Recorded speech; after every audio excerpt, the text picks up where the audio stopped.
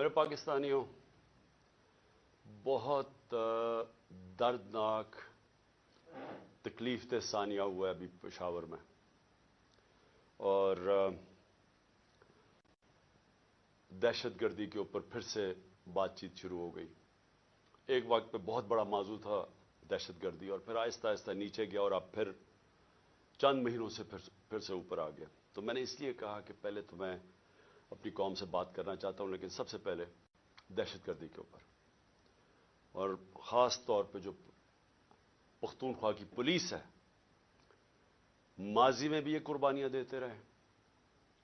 جب ہماری 2013 میں حکومت آئی تو تقریباً 700 پولیس والے شہید ہو چکے تھے، اور وہ میں اس کے اوپر ابھی بعد میں بات کروں گا۔ اور پھر ان کی قربانی دیکھ کے تو میں نے سوچا کہ آج میں اس موضوع کے اوپر بات کروں، کیونکہ مجھے افسوس سے کہنا پڑتا ہے کہ اتنا بڑا ثانیہ ہوا ہے اور اس کو پولیٹیکلی ایکسپلائٹ کیا جا رہا ہے، وہ جو میں ابھی آپ کو بعد میں بتاؤں گا۔ دیکھیے جی، ہوا کیا ہے، پاکستان کیوں اس جنگ میں پڑا ہے، یہ آپ سب کو سمجھنا ہے کہ اس کے پیچھے کیا ہوا کہ ہم پچھلے 20 سال سے ایک عذاب میں پڑے ہوئے ہیں، اور بیچ میں پیریڈ آیا کہ جس میں دہشت گردی بالکل نیچے آ گئی۔ لیکن یہ ہوا کیا تھا، میں ذرا اپنی قوم کی مائنڈ جن کو سمجھ ہے ان کو پتا تو چلے کہ ہم یہاں پہنچے کیسے ہیں۔ دیکھیں، ہم نے افغان جہاد لڑی، ساری جو افغان جہاد تھی وہ پاکستان کے قبائلی علاقے سے لڑی گئی تھی، جو پرانا قبائلی علاقہ تھا۔ میں نے 1993 آج سے 30 سال پہلے ایک کتاب لکھی تھی پاکستان کے قبائلی علاقے کے اوپر، اور وہ میں سارے قبائلی علاقہ وزیرستان سے لے کے ساری ایجنسی سے ہو کے میں بجوڑ تک میں ٹریول کیا، میں نے اس کی تاریخ پڑھی، اور لہٰذا میں نے پھر وہ کتاب لکھی۔ لیکن جب میں وہاں قبائلی علاقے میں پھر رہا تھا تو تقریباً جتنے بھی میں حجرے جاتا تھا، زیادہ تر ان حجروں میں تصویر لگی ہوتی تھی ایک نوجوان کی، اور ہار اس کے گلے میں ڈالا ہوتا تھا۔ تو جب پوچھتے تھے تو وہ بڑے فخر سے کہتے تھے کہ اس نے شہادت لی ہے سوویت یونین ان کی جو فوجوں کے خلاف لڑتے ہوئے افغانستان میں۔ تو یہاں سے مجاہدین بھی جاتے تھے، جو باہر سے ہم نے القاعدہ جیسے گروپس کو بلایا تھا، لیکن یہاں کے لوگوں نے بڑی اس میں شرکت کی، قبائلی علاقے کے لوگوں نے۔ تو جب 2001 کے بعد جنرل مشرف نے فیصلہ کیا کہ ہم امریکہ کی جنگ میں شامل ہوں گے، میں یہ بار بار کہتا ہوں کہ یہ پروپیگنڈا سے کسی کی جنگ کو اپنی جنگ بنایا گیا۔ میں تب سے کہتا گیا ہوں کہ یہ ہماری جنگ نہیں تھی، اور اس کی 2 وجوہات تھی۔ ایک، ہم نے پہلے کہا کہ افغانستان میں جو بھی فورن آکوپیشن ہوگی، اس وقت سوویت یونین تھی، ان کے خلاف لڑنا جہاد ہے۔ قوم نے بھی قبول کیا، ہم نے شرکت بھی کی، اور مجھے افسوس سے کہنا پڑتا ہے ہمیں پیسے بھی، ڈالرز بھی آئے اس سے۔ لیکن جب 2001 میں امریکہ اس کے بعد فیصلہ کرتا ہے افغانستان آنے میں، اور اب ہم اپنے لوگوں کو کہہ رہے ہیں، اپنی قوم کو بھی کہہ رہے ہیں، اور وہ لوگ جنہوں نے شرکت کی تھی اس افغان جہاد میں، وہ گروپس اور پھر وہ قبائلی علاقہ کے اندر جو لوگوں نے جس طرح میں نے آپ کو بتایا شہادتیں ہوئی اس افغان جہاد میں، اب ہم ان کو کہہ رہے ہیں کہ نہیں جی، اب یہ دہشت گردی ہوگی اگر امریکیوں کے خلاف آپ فورن آکوپیشن کے خلاف آپ لڑیں گے۔ اس کا ایک سب کو پتا تھا کہ اس کا ایک بیک لیش آنا ہے، اس کا رد عمل آنا تھا۔ اور جب میری آپ سٹیٹمنٹس میں 2003 میں نیشنل اسمبلی میں بھی بولا، جب پاکستان نے فیصلہ کیا، جنرل مشرف نے اپنی پہلی دفعہ 1948 کے بعد جب قائد اعظم نے حکم کیا تھا کہ پاکستان کی فوج قبائلی علاقے سے واپس لے آؤ، یہ پہلی دفعہ جب مشرف نے فوج بھیجی وہاں 2003 میں، تو میں نے اسمبلی میں تقریر کی اور کہا کہ اگر آپ تاریخ پڑھ لیں قبائلی علاقے کی، اب کبھی یہ حماقت نہ کرتے، کیونکہ ہماری وہ فورس تھی وہاں، ہمیں کوئی فوج بھی نہیں رکھنے کی ضرورت تھی۔ وہاں پرامن علاقہ تھا، پاکستان سے بہت زیادہ قبائلی علاقہ پرامن تھا۔ جب فوج بھیجی وہاں سے ہمارے مسئلے شروع ہوئے۔ وہ لوگ ان میں سے جن لوگوں نے شرکت کی تھی جو سمجھتے تھے کہ یہ امریکہ نے بڑا غلط کیا ہے افغانستان میں آ کے، وہ لوگ ادھر بہت بڑی ایک غصہ آیا.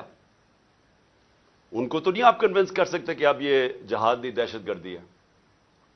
2002 کا الیکشن ہوتا ہے، اور اگر کسی کو شک تھا کہ یہ سارا جو پشتون علاقہ ہے یہ بڑا ناراض تھا کہ امریکہ جب افغانستان گیا، تو سارے 2002 کے اندر پشتون علاقے نے ایم ایم اے کو ووٹ دی، کیونکہ ایم ایم اے واحد پارٹی تھی جو کہہ رہی تھی کہ بہت برا ہوا. دوسرا خیر میں تھا، میری تو پارٹی چھوٹی سی تھی. ہم کہتے رہے اور یہ ایم ایم اے بھی کہتے رہے کہ یہ بڑا غلط کیا امریکہ نے، کیونکہ افغانستان کے لوگوں کو کلیکٹو پنشمنٹ دینے کی کیا ضرورت تھی.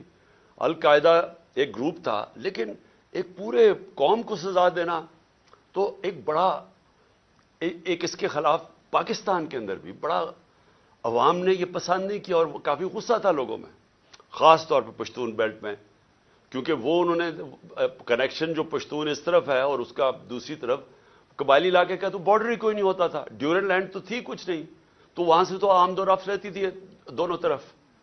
تو اس کا ایک ری ایکشن آیا، اور ری ایکشن عوام نے پشتونوں نے بتا دیا 2002 میں کہ وہ اس جنگ کے خلاف ہے. انہوں نے ایم ایم اے کو ووٹ دی، کیونکہ دونوں پارٹیز تو ڈرتی ہیں، بات ہی نہیں کرتی تھی امریکہ کے خلاف. یہ تو امریکہ کو اپنا وہ آقا مانتی ہیں، تو یہ تو بولی نہیں. تو جو بول رہی تھی پارٹی ایم ایم اے، ان کو قوم نے ووٹ دی، سارے پشتونوں نے. تو پتہ چل گیا کہ قوم کدھر کھڑی ہے.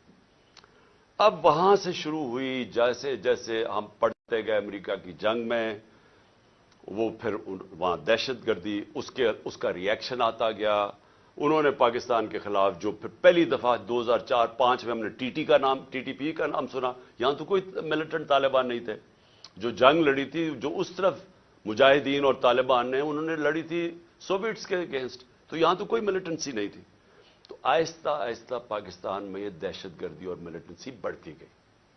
اور مجھے افسوس سے کہنا پڑتا ہے کہ میری طرح کے لوگ جب کہتے تھے کہ یہ بڑا غلط ہو رہا ہے، پاکستان کو نقصان ہو رہا ہے، مجھے طالبان خان کہا گیا. میں جب وہ امریکنوں کی جو افغانستان میں وہ کر رہے تھے، اس کو بار بار میں کہتا گیا کوئی ملٹری سولوشن نہیں ہے، کیونکہ افغانستان کی اگر آپ تاریخ آپ پڑھ لیں تو آپ کو پتہ چلے گا کہ وہ کسی باہر والے کو ایکسیپٹ کرتے ہی نہیں ہیں. تو ادھر بھی کہتے گئے، تو وہاں اینٹی امریکن کا اور ہر قسم کی باتیں کی گئی.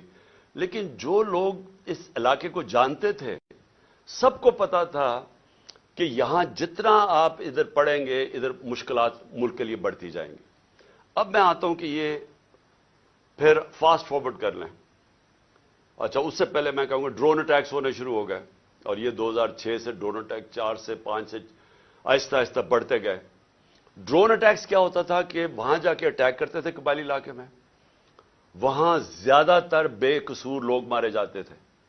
وہ کیا بدلہ کس سے لیتے تھے؟ وہ آ کے پاکستان کی سیکورٹی فورسز پولیس کے خلاف بدلہ لیتے تھے. تو اس لیے میں نے ایک بہت واحد پولیٹیکل پارٹی جس نے ڈرونز کے خلاف دھرنا کیا، ہم نے پوری کیمپین کی، وزیرستان مارچ کی دھرنوں کے خلاف، یہ ڈرون اٹیکس کے خلاف. باقی یہ پارٹیز چپ کر کے بیٹھی ہوئی تھی اور ڈرتے تھے. آپ کو پتہ ہے ان کے تو پیسے باہر پڑے ہوئے ہیں، تو وہ تو ڈرتے ہیں بولتے ہوئے. جب آپ کی دولت وہاں باہر پڑی ہو تو خوف آتا ہے ان سے. اس کے بعد کیا ہوا؟ ہماری گورنمنٹ آ گئی، پختونخوا میں گورنمنٹ آئی 2013 میں. ہماری پولیس بری طرح ان کی کیجولٹیز ہوئی تھی، وہ ڈیمورلائز تھی. ہم نے پولیس کے اوپر پوری ریفارمز کی گئیں. آئی جی درانی صاحب کو ہم نے یہاں سے لے کے گئے مرحوم، وہ آئے وہاں، ہم نے پولیس کو ریفارم کیا، پولیس کمانڈوز کی ٹریننگ کروائی، پہلی دفعہ پولیس کمانڈوز کو ڈیولپ کیا. اور ادھر سے پھر فائٹ بیک ہوئی، اور پختونخوا کی جو پولیس تھی وہ پھر کھڑی ہوئی اپنے پیر پہ.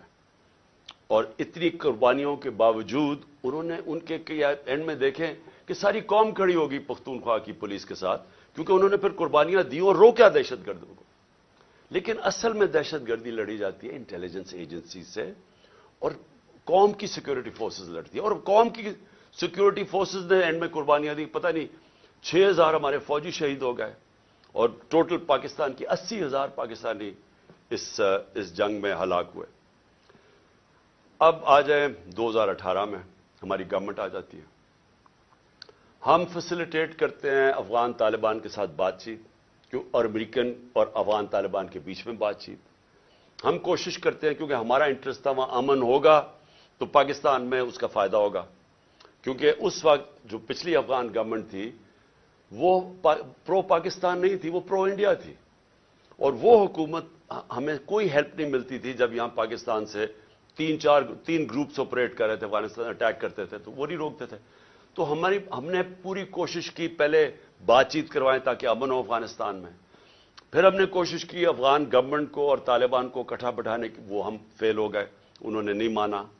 لیکن ہم نے کوشش کی, ہم نے دونوں اس گورنمنٹ سے بھی بات کر رہے تھے. میں گیا بھی کابل جب پریزیڈنٹ غنی تھے, تو صرف کوشش کی کہ ہم کسی طرح یہاں امن پیدا کریں. تو جب پچھلی 2021 کی گرمیاں, اب میں صرف آپ کو اس لیے تفصیل بتا رہا ہوں تاکہ آپ کو پتا ہو آج جو ہو رہا ہے اس کے پیچھے بیک گراؤنڈ کیا تھی. 2021 میں گرمیوں میں مجھے خوف آنا شروع ہو گیا جب امریکیوں نے ڈیٹ اناؤنس کی وڈرال کی افغانستان میں. مجھے خوف آنا شروع ہو گیا کہ یہاں خانہ جنگی ہوگی افغانستان میں. اور ہماری ISI نے ہمیں پوری بریفنگ دی کہ 3 لاکھ فوج ہے افغانستان کی, اور جیسے ہی وڈرا اگر یہ جب امریکہ جائیں گے تو یہ 3 لاکھ فوج اور 60-70 ہزار صرف طالبان ہیں, تو یہاں تو خانہ جنگی شروع ہو جائے گی. تو ایک خوف تھا کہ جب وہاں خانہ جنگی شروع ہوگی تو اس کا فال آؤٹ پاکستان میں بھی آئے گا. ایک یہ خوف تھا کہ امریکہ ہمیں ہمارے پہ سینکشنز لگا دیں, کیونکہ وہ پہلے ہی کہہ رہے تھے کہ پاکستان کی وجہ سے ہم نہیں جیتے افغانستان میں. وہ پاکستانی انٹیلیجنس ایجنسیز کو بلیم کرتے تھے کہ وہ طالبان کے خلاف اس لیے کامیاب نہیں ہو کیونکہ پاکستان ان کی مدد کر رہا تھا.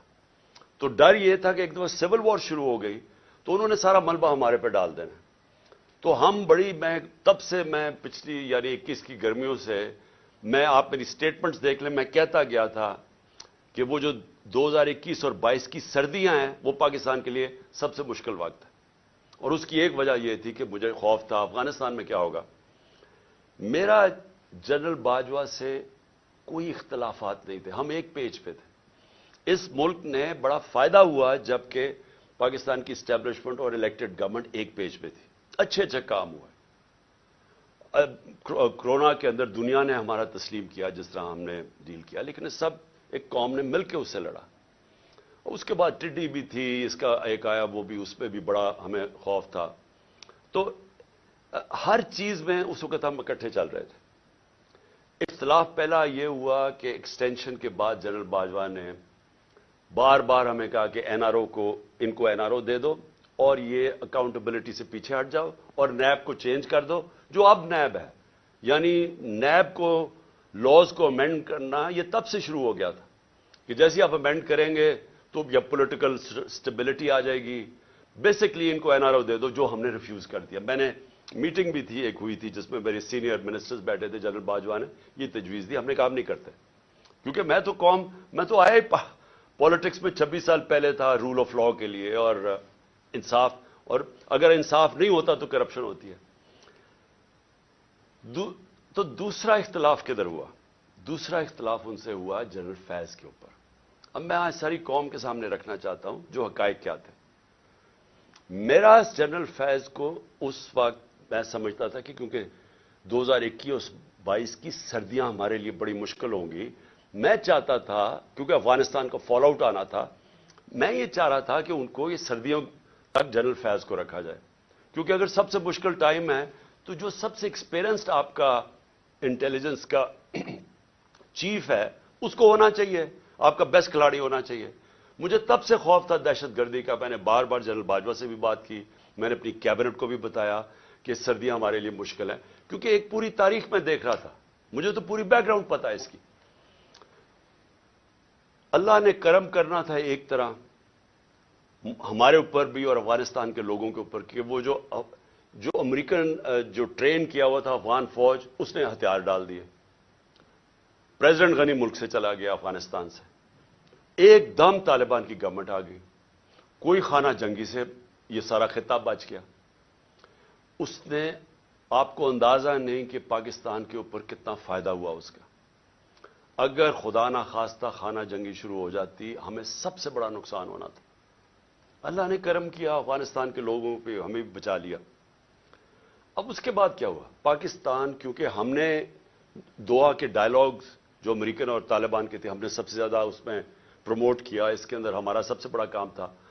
تو ایک جو گورنمنٹ سب سے پہلے جس کے سب سے اچھے تعلقات تھے افغانستان میں, وہ پاکستان تھا. اور جو دنیا نے ایکنالج کیا کہ جو ایویکویشن ہوئی افغانستان میں, اس میں پاکستان نے سب سے بڑا رول پلے کیا, کیونکہ ہمارے تعلقات اچھے تھے. اور پھر شاہ محمود قریشی کو میں نے وہاں بھیجا, انہوں نے ان سے میٹنگز کی. ہماری کوشش یہ تھی کہ 2500 کلومیٹر کا ہمارا بارڈر ہے افغانستان کے ساتھ.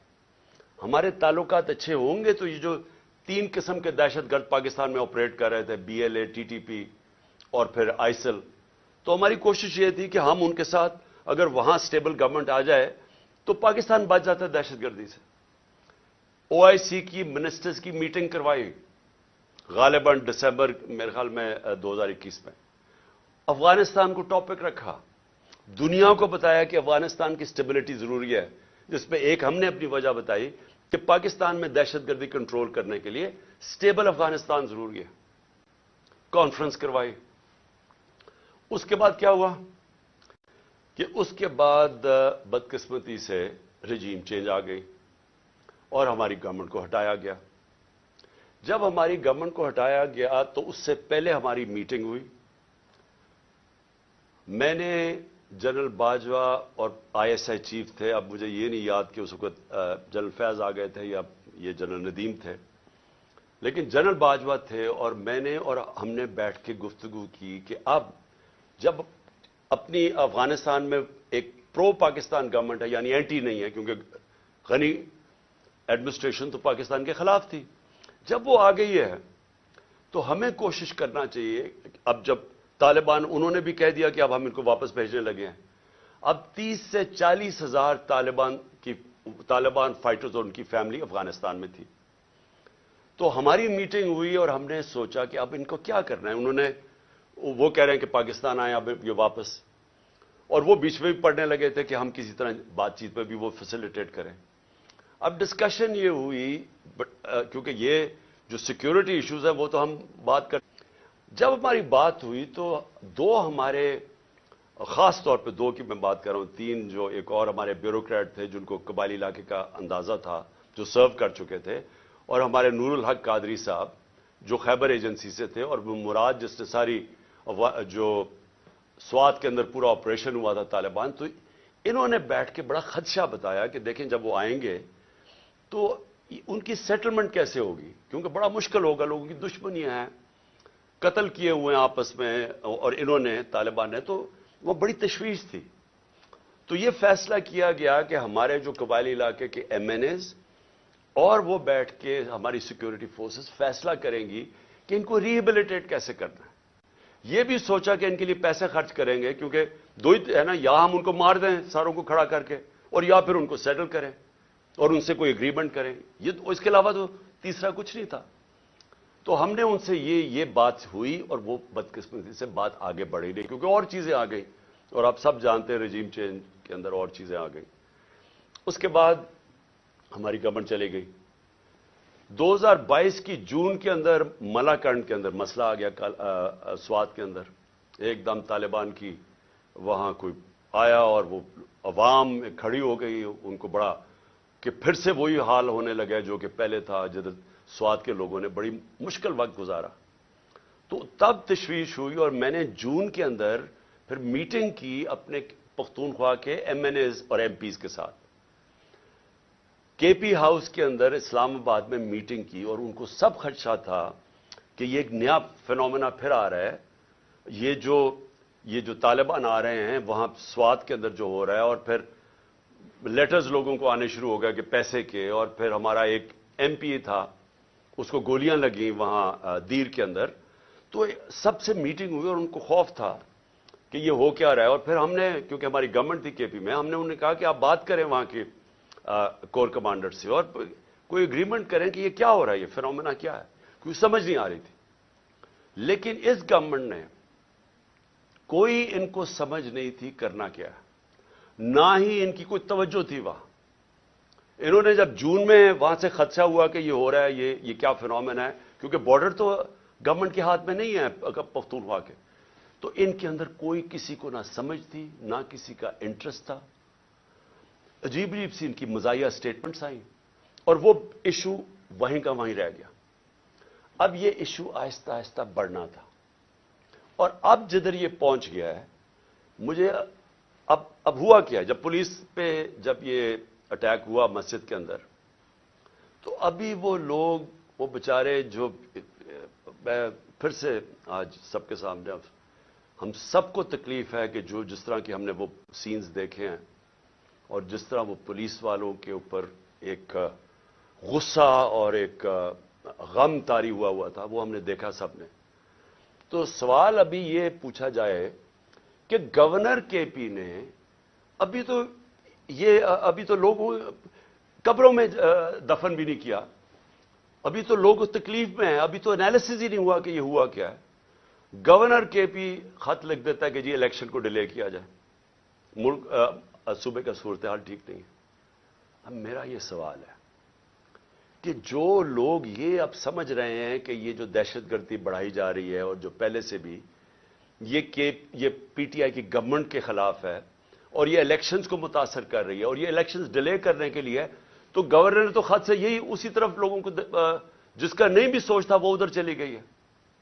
کیا یہ عقل ہے کہ جب تک آپ نے پوری طرح دیکھا ہی نہیں اور پتہ ہی نہیں آپ کو سیکیورٹی سچویشن کیا ہے, سیدھا بیٹھ کے کہہ دیا کہ الیکشن ڈیلے کرو.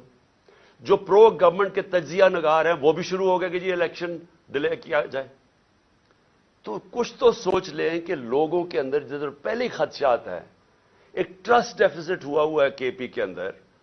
پختونخوا کے لوگوں کو اعتماد چلا گیا ہے کہ یہ دہشت گردی ہے کیا. ہم سب جانتے ہیں کہ پی ٹی ایم کے کیا نعرے ہیں, اور جب پہلے سے خدشے ہیں تو یہ گورنر سٹیٹمنٹ دے رہا ہے کہ جناب الیکشن ڈیلے کر دیں.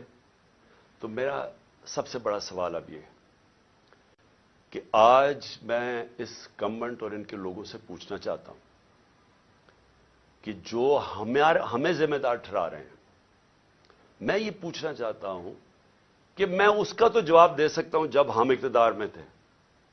جب ہم اقتدار میں نہیں ہیں یہ کہنا کہ کیونکہ اس دور میں انہوں نے یہ کیا تو آج یہ ہو گیا. سوال یہ ہے کہ ہمارے دور میں کیوں نہیں ہوا. 2013 سے ہماری گورنمنٹ تھی پختونخوا جو سب سے بڑا صوبہ جو تباہی میں تھی. 2013 سے 18 تک ذرا دہشت گردی دیکھ لیں کہ پختونخوا میں کتنی ہوئی ہمارے دور میں, اور 2018 سے اب تک ہماری جب گورنمنٹ تھی مجھے یہ بتا دیں کتنی دہشت گردی تھی. تو آج ہمیں یہ کہا جا رہا ہے کہ جناب وہ کیونکہ انہوں نے پتہ نہیں کیا کیونکہ آج دہشت گردی بڑھ گئی.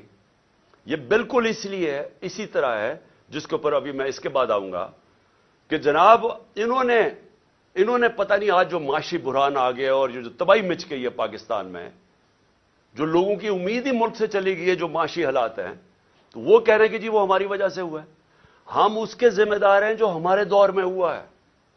جب ہم پاور میں نہیں ہیں ہمارے سے کیوں جواب پوچھ رہے ہیں. میں آج پھر سے میں بار بار کہتا رہوں گا, مجھے ان کا پتہ تھا کہ یہ نااہل اور کرپٹ لوگ, انہوں نے تو 30 سال حکومت کی اور ملک کو یہاں پہنچایا ہے.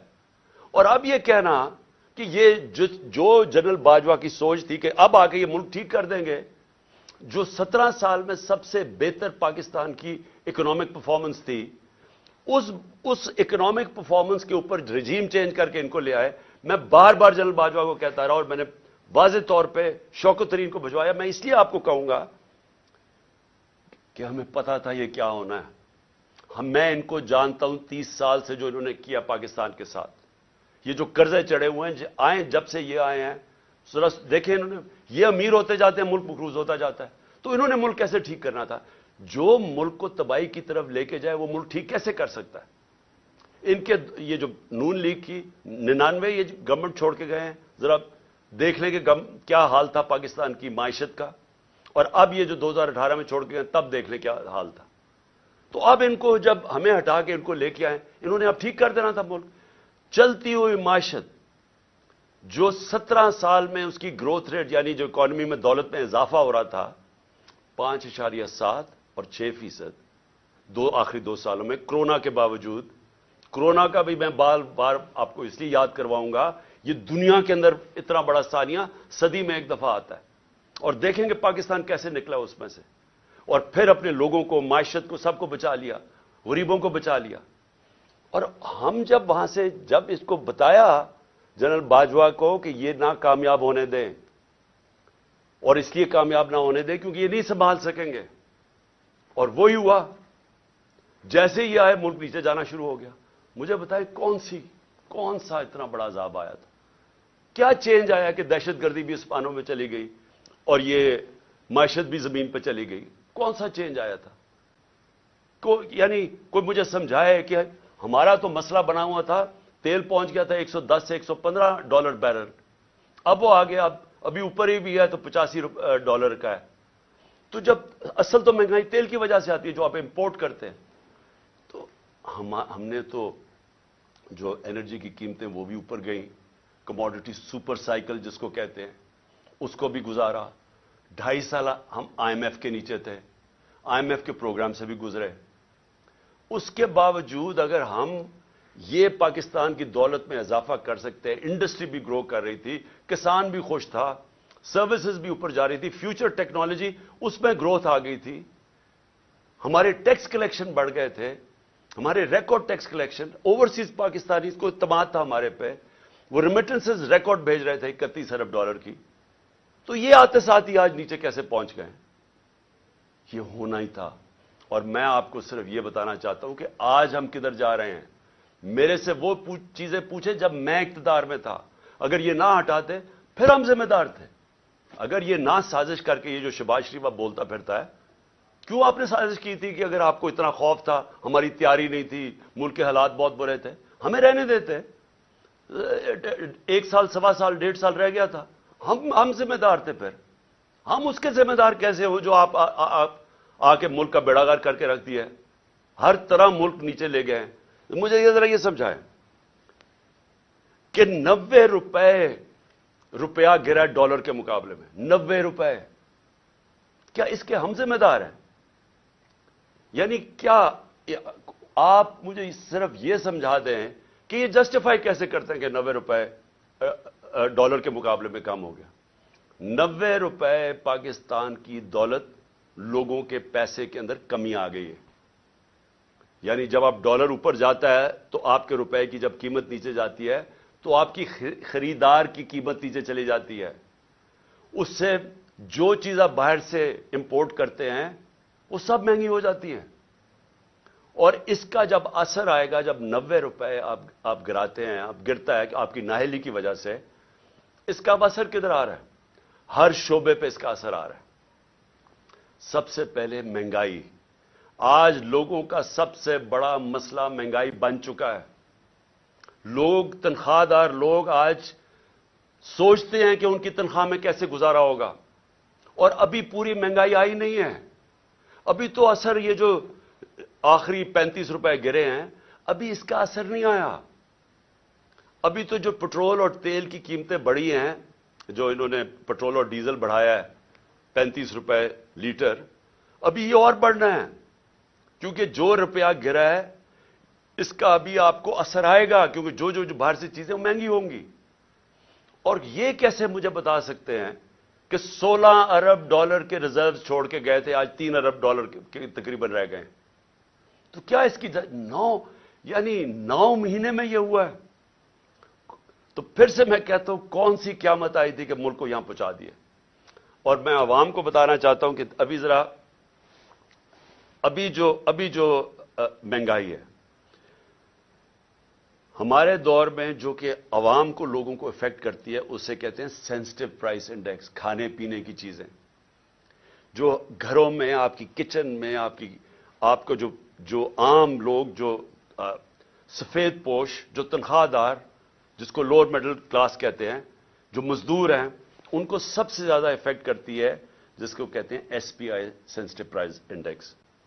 ہمارے دور میں 16% تھی، آج وہ پہنچ گئی ہے تقریباً 40%، اور یہاں رکنے نہیں لگی، کیونکہ ابھی اس کا پورا اثر آیا نہیں ہے جو روپیہ ہمارا اتنی تیزی سے گرا ہے۔ اس کا مطلب چیزیں جب اور مہنگی ہوتی جائیں گی، یہ لوگوں کے لیے اور مہنگائی بڑھتی جائے گی۔ اس کے بعد یہ صرف یہ یہ تیل اور ڈیزل نہیں بڑھا اور اس کا بھی اثر آئے گا. گیس بڑھنے والی ہے, بجلی بڑھنے والی ہے. بجلی یہ دگنی کر چکے ہیں, ہمارے جانے کے بعد دگنی اس سے زیادہ بڑھنے والی ہے. اور جو ہمارے قرضے ہیں, 9 مہینے میں ہمارے قرضے کتنے بڑھے ہیں؟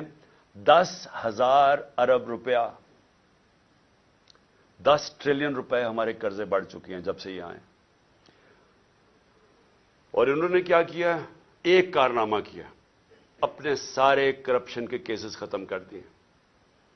عوام کا انہوں نے جو حال کیا وہ آپ سب کے سامنے ہے. عوام کو دھکیل دیا ادھر جدھر 8 لاکھ ہمارے پروفیشنلز ملک چھوڑ کے چلے گئے ہیں, امید کھو بیٹھے ہیں. عوام ادھر پسی ہوئی ہے اور انہوں نے 1100 ارب روپے کے اپنے کرپشن کیس ختم کیے. ان کو نہ فکر تھی دہشت گردی کی, نہ انہوں نے اس کے اوپر ٹائم لگایا. معیشت کی ان کو سمجھ نہیں تھی, اور یہ جو ان کی نااہلی تھی وہ سامنے آ گئی ہے. اور اپنا صرف جدر کامیابی سے جس کام کے لیے آئے تھے اپنے سارے کرپشن کے کیس ختم کر دیے, جس کو ہم NRO 2 کہتے ہیں. جو ملک سے ایک غداری کی تھی جنرل مشرف نے جب ان کی چوروں کی بڑی چوری معاف کی تھی 2008 میں, اور ایک یہ دوسری جنرل باجوہ نے یہ جو ان کو NRO 2 دیا ہے, یہ سب سے بڑی غداری ہے کہ آج دروازے کھول دیے ہیں بڑی چوری کے, وائٹ کالر کرائم کے دروازے کھول دیے ہیں, کیونکہ نیب تو انہوں نے ختم کر دی ہے, FIA ختم کر دی ہے. ان کا صرف کام ہے سیاسی انتقام لینا. اور میں جو تیسری آج چیز بات کرنا چاہتا ہوں, 3 چیزوں پہ میں نے آج بات کرنی تھی. پہلے دہشت گردی پہ کہ وہ ہمیں ذمہ دار ٹھہرا رہے ہیں, اور دوسرا یہ معیشت پہ وہ نیچے گئے وہ ہمیں ذمہ دار ٹھہرا رہے ہیں. نہیں اتنی سازش کرنی تھی, اگر نئی کیپبلٹی تھی تو نہ کرتے. تو آج آ کے آپ اپنی چوری معاف کروا لیں, لیکن جو سارا ملک تباہی کیا وہ ہمارے پہ ڈال دیں. جو تیسری چیز ہے وہ اسی وجہ سے وہ ہے الیکشنز. اب میں یہ بتاؤں کہ ہماری پنجاب اور پختونخوا میں حکومتیں تھیں, 66% پاکستان ہمارے نیچے تھا. ہم نے پہلی دفعہ اس ملک کی تاریخ میں اپنی 2 گورنمنٹس کو ڈیزالو کیا, اپنی گورنمنٹس چھوڑی. ہم نے کیوں چھوڑی؟ اب ہمیں کوئی ضرورت نہیں تھی, کسی نے بندوق نہیں رکھی تھی ہماری گورنمنٹ کرانے کے لیے. ہم نے اس لیے چھوڑی کیونکہ ہم سب کو خوف آ رہا ہے پاکستان کا, یہ جو تباہی کی طرف یہ لے کے جا رہے ہیں, اور مجھے خوف ہے کہ آگے اور ہم نے کتنا نیچے جانا ہے. IMF مل بھی گئی تو وہ بھی کینسر کا علاج ڈسپلن سے ہوگا. خوف یہ تھا کہ اگر یہ زیادہ, اور ان کا کوئی الیکشن کروانے کا سوچ نہیں. یہ بھی واضح ہو جانا چاہیے کہ اتنی جلدی انہوں نے پشاور کے ثانیہ کو استعمال کیا ہے کہ کس طرح الیکشن ڈیلے ہو جائے. ان کا الیکشن اس سال کروانے کا بھی نہیں تھا پلان, یہ آگے لے کے جانا چاہتے ہیں. اور ان کی پوری کوشش یہ ہے کہ کسی نہ کسی طرح یہ تب الیکشن کروائیں جب یہ سمجھے کہ تحریک انصاف ختم ہو چکی ہے. یہ ان کا پلان ہے. اور ہم نے اس لیے یہ الیکشن کا فیصلہ کیا, اور ہم نے یہ سوچا کہ کس طرح ہم الیکشن کروا سکتے ہیں. ہم نے کہا اپنی گورنمنٹ سے نکل جاتے ہیں, اور ہم نے آئین کو سامنے رکھتے ہوئے یہ فیصلہ کیا. آئین کے اندر بڑا واضح ہے, اس میں کوئی ابہام نہیں ہے, کوئی بھی اس کے خلاف نہیں جا سکتا. آرٹیکل 105 آئین کا واضح طور پہ کہتا ہے کہ جب اسمبلیز ڈیزالو ہوں گی تو 90 دن اور اس سے کم میں الیکشن ہوگا. کوئی ifs اینڈ بٹس نہیں ہے اس میں. یہ ہم نے قربانی اس لیے دی کہ ہم سے یہ سمجھتے تھے کہ یہاں ایک ہی طریقہ ہے کہ ایک دفعہ پنجاب اور پختونخوا میں الیکشن ہو گیا تو مجبوراً 66% پاکستان میں الیکشن ہوگا, مطلب سارے ملک میں ہو جائے گا. تو ہم نے تو اس لیے دی. اب یہ اس سے بھاگ رہے ہیں, سب مل کے اب کوشش کر رہے ہیں کہ کسی نہ کسی طرح اس سے باہر نکلیں. اب میں سارے پاکستانی کو بتانا چاہتا ہوں, اپنی ساری لیگل کمیونٹی کو بتانا چاہتا ہوں, اپنے وکلا اور اپنی عدلیہ کو بتانا چاہتا ہوں کہ جتنا بڑا یہ نقصان پہنچے گا اگر یہ کامیاب ہوگا 90 ڈیز سے آگے لے جانے کی, یہ وہی ہوگا لینڈ مارک جو کہ ایک دفعہ जस्टिस मुनीर ने इस मुल्क के अंदर रूल ऑफ लॉ को खत्म करके डॉक्ट्रिन ऑफ नेसेसिटी लेके आए थे। वो कोई नहीं भूला आज तक। कोई वजह नहीं है कि 90 डेज से आगे लेके जाएं। ये कहेंगे कि जी ओहो दहशतगर्दी हो गई। 2013 में दहशतगर्दी नहीं थी, 2008 में दहशतगर्दी नहीं थी, तब क्यों नहीं इलेक्शन आगे किए? और फिर और ये याद रखें कि 2008 के अंदर इलेक्शन इसलिए आगे किए गए थे क्योंकि वहां एक डेमोक्रेटिक सेटअप नहीं था, जनरल मुशर्रफ की गवर्नमेंट थी, इसलिए इलेक्शंस को आगे किया गया था। तो ये जो प्लान कर रहे हैं कि जी किसी तरह उसकी आड़ लेके दहशतगर्दी की इलेक्शन आगे करेंगे, इससे बड़ा जुल्म इस मुल्क में नहीं होगा, क्योंकि इसका मतलब कि वो सेटअप सिर्फ इसलिए रह जाएगा, वो डरा सिर्फ एक रास्ते में है कि कहीं इमरान खान और पीटीआई ना जीत जाए। और वो उन्होंने किया कि आइन की वायलेशंस तो भी शुरू कर दिए। सबसे पहले तो एक जो आर्टिकल 105 है, गवर्नर ने क्यों नहीं अनाउंस की डेट अभी तक? ये डायरेक्ट आइन की वायलेशन है। जो भी 90 डेज से आगे लेके जाएगा उसके ऊपर आर्टिकल 6 लगेगा। और दूसरी चीज, जो इन्होंने केयर टेकर गवर्नमेंट्स बनाई है, ये बिल्कुल पाकिस्तान की आइन की वायलेशन है। आइन ने सिर्फ केयर टेकर गवर्नमेंट का सेटअप इसलिए होना था कि वो गैर जानिबदार होंगे, इम्पार्शल होंगे, ताकि इस गैर जानिबदार सेटअप ही सिर्फ मुल्क में साफ और शफाफ इलेक्शन करवाएंगे। यह मकसद था उसका। हो क्या रहा है अब? वो हुकूमतें आ गई हैं पख्तूनख्वा में और यहां पंजाब में, जो ये नहीं कि वो सिर्फ गैर जानिबदार नहीं है, वो सख्त हमारे खिलाफ हैं। अभी से सारे कदम उठाने शुरू हो गए हैं, जो कि ये शहबाज शरीफ की हुकूमत भी ना थोड़ा सोच समझ के करती, क्योंकि जल्दी में है। अभी से हमारे ऊपर केसेस कदम जो फवाद चौधरी से उन्होंने किया, और फवाद चौधरी से क्यों किया? फवाद चौधरी का ये बताने की कोशिश कर रहे हैं कि हम इस तरह आपको जलील करेंगे, हथकड़ियां। वो कोई दहशतगर्द था, उसके मुंह पर कपड़ा डाल के लेके आ रहे हैं, उसको कमरे में यानी इतनी सर्दी के अंदर उसको कमरे में जमीन पे उसको सलवा रहे हैं। वहां कौन सा जुर्म किया उसने? आजम स्वाति से पहले यह किया, शहबाज गिल से पहले यह किया। ये लोगों को डरा रहे हैं कि ये हम कर देंगे आपके, ताकि आप चुप करके किसी ना किसी तरह हाथ खड़े करके तो इन नून लीग को इलेक्शन जीतते जाए। और तब तक ये नहीं करेंगे जब तक ये समझेंगे कि इन्होंने ये केयर टेकर लेके इसलिए आए हैं, हमारे ऊपर तशद्दुद करें, केसेस करें, जेलों में डालें, डराएं धमकाएं, FIRs करें, करप्शन केसेस करें। परवेज लाई के घर पुलिस भेज दी कल, कितनी गाड़ियां चली गई वहां उसके ऊपर। हमारे वो वर्कर्स के उनको पुलिस बुला के हरासा करना शुरू हो गई है कि तुम्हारे केसेस करेंगे, उनको टेलीफोन कर रहे हैं। तो क्या ये केयर टेकर करती है? क्या पाकिस्तान की तारीख में कभी केयर टेकर ने ऐसी हरकतें की हैं? मेरी JIT, अब जरा ये सुन लें, मेरी जो JIT बनाई हुई है, जो मेरे ऊपर कातलाना हमला हुआ, ये सोचें कि वो अभी नोटिफाइड है, पंजाब गवर्नमेंट ने नोटिफाई की हुई है वो JIT। उसको आते साथ ही सारे उसको नॉन फंक्शनल कर दिया, उसके रिकॉर्ड सील कर दिए। किस चीज का खौफ है? पहले वो 2 DPO गुजरात और ये जो CTD का SSP था, वो कॉर्पोरेट, वो हमारे नीचे ऑफिसर्स काम कर रहे हैं, वो पंजाब गवर्नमेंट की बनाई हुई JIT से वो कहते जी हम जवाब देनी है। उनको कहा फोन पकड़ाएं जिन्होंने आपने वीडियोस बनाई हुई हैं, नहीं जी हम नहीं देते। उन्हें कहा JIT के सामने, हम नहीं आते। कौन इनके पीछे है? कौन इतना ताकतवर है कि पंजाब पुलिस इतनी कॉन्फिडेंट हो जाए, इतना उसको इत्मीनान हो कि उनके पास कोई ताकतवर उनके फोर्सेस है कि एक्स प्राइम मिनिस्टर बड़ी पार्टी का हेड अपनी FIR ना कटवा सके अपने सूबे में।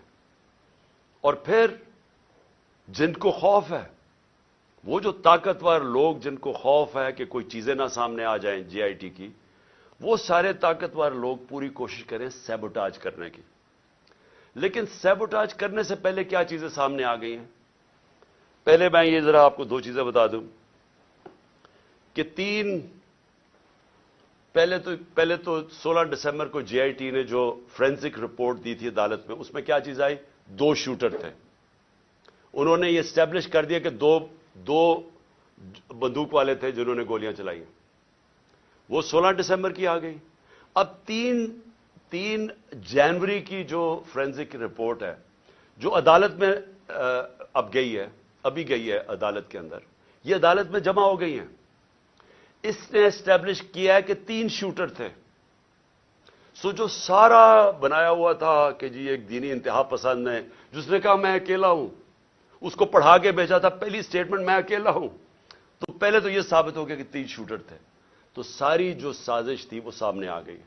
اور 3 شوٹر اس طرح تھے کہ اس کی گولیاں جو ہم کہہ رہے تھے، جو میں بھی کہہ رہا تھا کہ اوپر سے میرے گولی چھت سے گولیاں، ان کے گولیوں کے خول مل گئے جو انہوں نے آئیڈینٹیفائی کیا جی آئی ٹی نے، جو کہ اب عدالت میں جمع کروا دی. تو سوال میرا یہ پھر سے بنتا ہے کہ کیا ایک کیئر ٹیکر گورنمنٹ جس کا کام ہی یہ نہیں ہے، جس کا کام یہ تھا کہ وہ صرف اور صرف الیکشن کروائے، وہ انٹرفیئر کر رہی ہے جی آئی ٹی میں؟ کون ہے ان کے پیچھے؟ کون ہے یہ ان کو جو ایڈوائز کر رہا ہے کہ سارے جو آفیسرز یہاں لگوائے جائیں وہ سارے اینٹی پی ٹی آئی ہوں؟ ان آفیسرز کو لگایا جا رہا ہے جنہوں نے 25 مئی میں ہمارے اوپر ظلم کیا تھا. ہم نے 22 صرف ساری پنجاب کی فورس سے ہم نے 22 لوگوں کے نام دیے تھے کہ ان کو آپ کو نہیں لگانا چاہیے، یہ سخت ہمارے تحریک انصاف کے خلاف ہے، انہوں نے ہمارے اگینسٹ ایکشن لیا تھا. ان میں سے 13 کو لگا چکے ہیں، 22 میں سے 13 لگ گئے اور باقی لگنے والے ہیں. کون سی کیئر ٹیکر گورنمنٹ نے پاکستان کی تاریخ میں یہ کیا ہے؟ اور میں ایک اور بھی بات کرنا چاہتا ہوں، کیونکہ یہ میرے اوپر جو قاتلانہ حملہ ہوا تھا، ایک قیامت کی نشانی آ گئی ہے. آصف زرداری نے میرے اوپر ہرجانہ کر دیا، ڈیفیمیشن کر دی ہے. ڈیفیمیشن کا کیا مطلب ہوتا ہے؟ کہ میری ریپوٹیشن کو نقصان پہنچایا گیا ہے، اس لیے میں عدالت میں جا رہا ہوں. آصف زرداری صاحب، سب سے پہلے جب یہ عدالت میں کیس جائے گا، میں تو بڑا شکر کر رہا ہوں کہ آپ عدالت میں آئیں گے. سب سے پہلے وہ آپ سے پوچھیں گے کیا آپ کی کوئی ریپوٹیشن ہے جو خراب ہوئی ہے، اس کو نقصان پہنچ سکتا ہے. ساری دنیا میں مضمون آپ کو دکھائیں گے پہلے کہ مسٹر 10% آپ کا نام رکھا گیا تھا، کہ ہر چیز کے اوپر پیسے بناتے تھے. سندھ کے لوگوں سے پوچھیں کہ کیا ظلم کا نظام آپ نے وہاں رکھا ہوا ہے. قرآن پہ ہاتھ رکھ کے بتائیں کہ آپ نے اب تک کتنے لوگ مروا چکے ہیں. وہ جج کا جو نام آپ کے اوپر آتا ہے، بتائیں نا لوگوں کو کہ آپ نے کیا کیا کیا اپنی ماضی میں، کس طرح کی دہشت پھیلائی ہوئی آپ نے سندھ کے اندر. میں تو شکر کر رہا ہوں کہ میرے اوپر ہرجانہ کریں آپ. اور پھر کیا یہ جب میں کہہ رہا تھا کہ میرے اوپر حملہ ہونے والا، یہ جو جی آئی ٹی کی رپورٹ کے سامنے کہ ایک دینی انتہا پسند کے نام پہ مجھے قتل کریں گے، تو کیا کسی نے رائٹنگ میں دیا تھا کانٹریکٹ؟ مجھے پتا چل ہی گیا تھا نا کہیں سے. تو میں اس لیے بول رہا تھا تب، اور جلسوں میں کہہ رہا تھا کہ کرنے والے ہیں. اس سے پہلے بھی ایک پلان بنایا ہوا تھا، یہ پلان بھی بنا تھا. تو کوئی مجھے رائٹنگ میں تو کسی نے نہیں کہا تھا کہ آپ ثبوت دیں. جی مجھے انفارمیشن ملی تھی تو میں نے کہا تھا، اور وہ ساری انفارمیشن ثابت ہو رہی ہے. یہ جو جی آئی ٹی میں کور اپ کرنے کی کوشش ہو رہی ہے، یہ طاقتور لوگ اپنے آپ کو بچا رہے ہیں، اس لیے وہ خوف زدہ ہیں کہ کہیں سچ نہ سامنے آ جائے. اور یہ جو آصف زرداری آپ نے جو گیم کی ہے، یہ ایک سپلنٹر گروپ ہے دہشت گردوں کا. اور میری انفارمیشن اتنی سالڈ ہے، وہ اتنی سالڈ ہے کہ وہ اس میں جو مجھے ڈیٹیلز پتا ہے کہ کون سے وہ ایجنسیز کے آفیسرز اس کے ساتھ آپ کے ساتھ ملے ہوئے ہیں جنہوں نے پلان کیا ہے. پہلے تھا ایک قتل کا پلان ہے، اس کو میں نے جب 4 نام میں نے ٹیپ پہ ریکارڈ کر کے ملک سے باہر پہنچا دیے، مجھے کچھ ہوگا وہ نام آ جائیں گے. پھر پلان بی بنا جس میں 3 لوگ ملوث تھے، اس کا میں نے سیدھی طرح، اور اس کی ایف آئی آر، اس کی کیونکہ ایف آئی آر نہیں ہوئی، اسی سے ثابت ہوتا کہ وہ 3 ملوث تھے. کیونکہ میری رائٹ ہے، یہ تو میرا حق ہے کہ ایف آئی آر، میرے اوپر قاتلانہ حملہ ہوا، مجھے اجازت ہونی چاہیے تھی، انویسٹیگیشن میں اپنے آپ کو ثابت کر لیتے ہیں. اور یہ جو تیسرا ہے، جو یہ پلان انہوں نے کیا ہوا ہے، اب یہ دہشت گردی کے نام پہ ہوگا کہ پہلے تو دینی انتہا پسند نا، سلمان تسیب ٹائپ مرڈر. اب یہ ہوگا کہ جی دہشت گردی ملک میں آ گئی ہے، تو جی دہشت گرد کا خود کش حملہ ہو گیا اور عمران خان کو مار دیا. میں یہ اس لیے ساری قوم کے سامنے لے کے آ رہا ہوں کہ آصف زرداری، آپ نے جو اربوں روپیہ اس ملک کا چوری کر کے باہر رکھا ہوا ہے، یہ قوم آپ کو معاف نہیں کرے گی. اس لیے میں نے کیا ہے کہ آپ پیسہ نہ انجوائے کریں، بعد میں یہ سمجھیں حملہ کروا کے کروا دیں. اور وہ جو آفیسرز بھی ہیں ان کا بھی مجھے پتہ ہے کون ملوث ہے ان کے اندر. اور اس لیے میں پہلے سے لوگوں کو آگاہ کر رہا ہوں، اور میں بڑا شکر کر رہا ہوں کہ اس آدمی کو میرے ساتھ عدالت میں کھڑا کرو. میں اس کی پوری کتاب ہوگی، اتنی بڑی کتاب ہوگی بتانے کے لیے کہ اس کے پاس ریپوٹیشن ہی نہیں ہے ڈیفینڈ کرنے کے لیے. آخر میں اپنی قوم کو میرا آخری پیغام یہ آج کی تقریر کا کہ دیکھیں، ایک ملک پھر سے یہ یاد رکھیں کہ ہم جس طرح جا رہے ہیں یہ ملک ہم تباہی کی طرف جا رہے ہیں. کیوں؟ کیونکہ ہمارا ایک بہت بڑا، جب پاکستان بنا تھا اس کے پیچھے ایک بڑا فلسفہ تھا، اس کے پیچھے قربانیاں تھیں، اس کے پیچھے ایک بڑی خواب تھی. اس ملک کو بنانے کے لیے ساری دنیا، مسلمان دنیا میں خوشیاں ہوئی تھیں. مجھے البینیا کا پرائم منسٹر ملا ایک دفعہ. اس نے کہا کہ ہم قائد اعظم کی تقریریں سنا کرتے تھے، اب وہ فوت ہو گئے، ہم ریڈیو پہ سنا کرتے تھے. اور نیلسن منڈیلا نے کہا کہ وہ قائد اعظم کی تقریریں سنتے تھے کیونکہ وہ سارے آزادی کی جنگ میں ملوث تھے. اور اس نے کہا کہ مٹھائیاں بانٹی گئیں البینیا کے اندر جب پاکستان بنا. یہ ساری مسلمان دنیا میں ایک ہوپ آئی کہ کیسا ملک بنے گا. اس وقت سب سے بڑی پاکستان کی آبادی تھی مسلمان ملکوں میں. بدقسمتی سے ناانصافی کی وجہ سے ایسٹ پاکستان علیحدہ ہوا. تو اس وقت سارے لوگوں نے امید لگائی ہوئی تھی کہ ایک ایسا ملک آئے گا جو لیڈ کرے گا مسلمان دنیا کو. ہم کدھر پہنچ گئے وہاں سے؟ ہمارے پاس یہ چور اوپر بیٹھ گئے آ کے، پیسے ان کے باہر پڑے ہیں، ملک کا ان کو کوئی فکر ہی نہیں ہے. روپیہ 90 روپیہ ڈالر مہنگا ہو گیا ہے ان کے 9 مہینے میں. ان کو کیا فائدہ ہوا؟ ان کو کیا نقصان ہوا؟ فائدہ ہی فائدہ، نقصان زیرو. کیونکہ ان کے ڈالرز میں پیسے پڑے ہوئے ہیں باہر. ان کے تو ڈالر اور ان کی ویلیو اوپر چلے گئی. انہوں نے تو پیسہ باہر رکھا ہوا ہے، ان کو تو فائدہ ہو گیا. نقصان ہماری طرح کے پاکستانیوں کو ہو رہا ہے جن کا جینا مر رہا ہے یہاں. ان کے لیے تو عذاب ہو جاتا ہے. جی ای سی ایل پہ ڈال دیا، مجھے ڈالیں ای سی ایل پہ. مجھے کیوں نہیں فکر کہ اچھا جی ای سی ایل پہ ڈالیں گے تو مجھے بڑا کوئی مسئلہ ہو جائے گا. ان کو کیوں مسئلہ ہے؟ کیونکہ پیسے گننے ہوتے ہیں، پراپرٹیز باہر دیکھنی ہوتی ہیں، بڑے بڑے ہیرڈ جیسی جگہ پہ شاپنگ کرنی ہوتی ہے، بڑے بڑے باہر ریسٹورنٹس میں جب اتنا بڑا پیسہ آ جائے تو وہ خرچ بھی کرنا ہے نا. وہ پاکستان میں تو نہیں ہو سکتا. عذاب ای سی ایل پہ ڈال کے مجھے ڈال دیں ای سی ایل پہ. جن کا جینا مرنا آج پاکستان میں ہے وہ سارے آج تشویش میں ہیں، غم زدہ ہیں. سب کو خوف آ رہا ہے آگے کدھر ملک جا رہا ہے.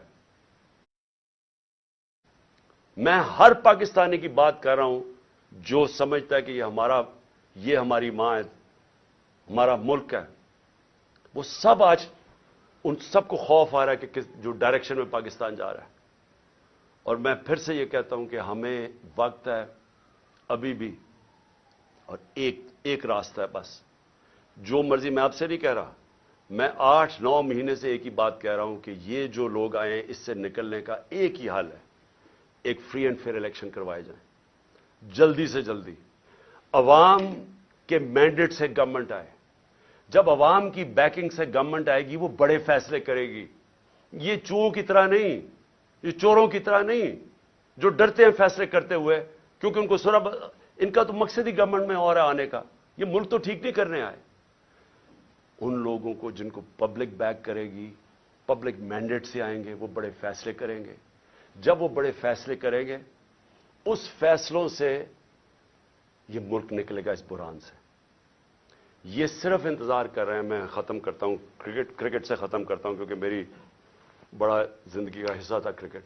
یہ میچ ایسا ہے، یہ میچ کھیلنا چاہتے ہیں ان کے اپنے امپائر، اپنے سلیکٹروں، اپنی پچ ہو، اپنا تھرڈ امپائر ہو، قانون یہ بیچ میں میچ کے بدلتے رہے، دیکھ رہے ہیں نا، دوسری ٹیم شاید جیت نہ جائے، قانون بھی بدلتے ہیں، قانون بھی گیم کے یہ بدل رہے ہیں. اور جو مخالف ٹیم ہے اس کے کیپٹن کو یہ جیل میں ڈالنا چاہتے ہیں، اس کی اچھے پلیئرز کو یہ ان کے اوپر مقدمے کر کے ان کو باہر رکھنا چاہتے ہیں ٹیم سے. باقی جو ٹیم ہے ان کو کوئی پولیس ڈنڈے شنڈے مار کے کسی کی ٹانگ توڑ دی، کسی کا ہاتھ توڑ دیا. اوپر سے جب یہ سمجھے گے نا کہ اب یہ ٹیم بالکل ہی اب نکارہ ہو گئی ہے، تو پھر وہ 12th مین جو باہر لندن میں بیٹھا ہوا ہے، وہ جب سمجھے گا نا، وہ اتنا ڈرپوک آدمی، وہ صرف تب واپس آئے گا جب وہ سمجھے گا اب ٹیم قابل ہو گئی ہے کہ جناب میں اب نیلسن منڈیلا آ کے اب میں جیتوں.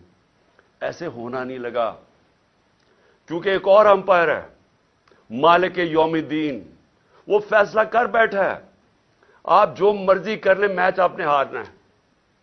پاکستان زندہ باد.